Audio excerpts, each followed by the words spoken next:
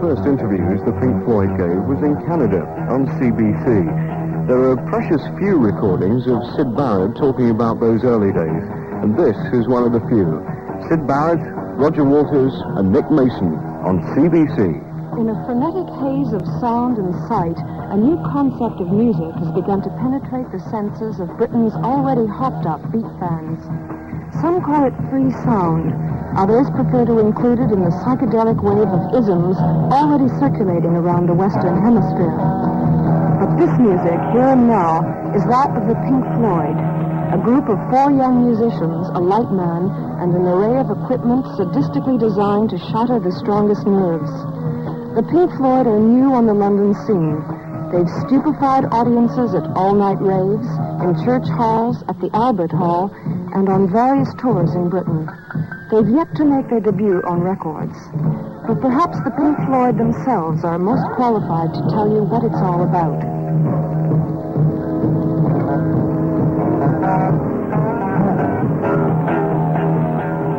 We didn't start out trying to get anything new, you know, it entirely happened. We originally started virtually as an R&B group. Yeah. Sometimes we just sort of let loose a bit and started hitting the guitar a bit harder and not worrying quite so much about the chords. It stopped being sort of third-rate academic rock, you know. It started being sort of intuitive groove, really.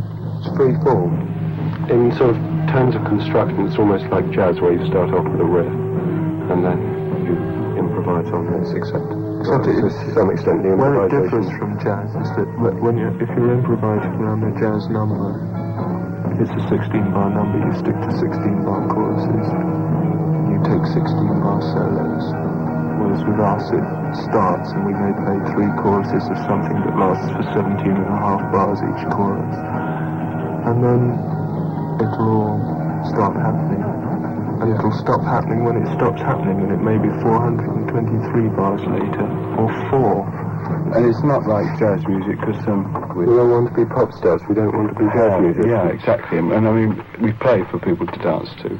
They don't seem to dance much now, but that's the initial idea. So we play loudly, and we're playing with electric guitars. So, I mean, we're utilising all the volume and all the effects you can get.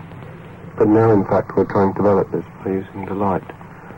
Yes, of course. But the thing about the jazz thing is that we don't have this great musician thing, you know. We don't really look upon ourselves as musicians as such, you know, period. Reading the dots, all that stuff. How important is the visual aspect of the production? Very important. It's quite a revelation to have people operating something like lights while you're playing, as a direct stimulus to what you're playing. It's rather like audience reaction, except it's some sort of on a higher level. You know, you can respond to it, and then the lights will respond back. There are various sorts of lights. There's simply flashing spotlights that are worked off a sort of control board, rather like a piano, so that they can be used very rhythmically. And then there are sort of effect lights that are usually coloured slides or wet slides, which are slides with some sort of liquids on them, so that you get some movement. Or they might be actual movies, such, in which case, as they have their own set speed and sequence that can't be altered by the operators, this changes this formation to some extent, because we tend immediately to play to that. Mm. What happens at a performance? What happens with your audience? What's the feel you get? Well, if we get very excited, and we get very excited when we're playing very well, then the audience gets very excited as well, you know.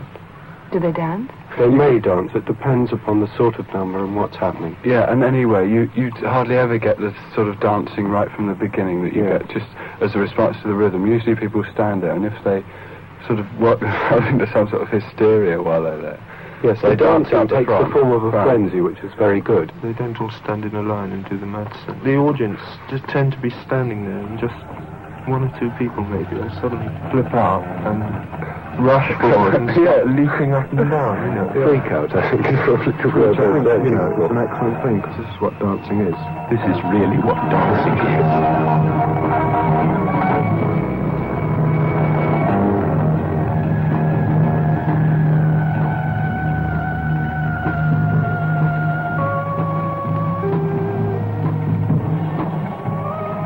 Is this then the music destined to replace the Beatles? Are the melodic harmonies, poetic lyrics, and soulful rhythms of today to be swept into the archives, totally undermined by a psychotic sweep of sound and vision such as this, displayed by the Pink Floyd? Large pockets of enthusiasts from all over the country are determined that it shall, despite the powerful opposition of the majority of leading disc jockeys. But the most enthusiastic fans of all, quite fittingly, are the Pink Floyd's managers.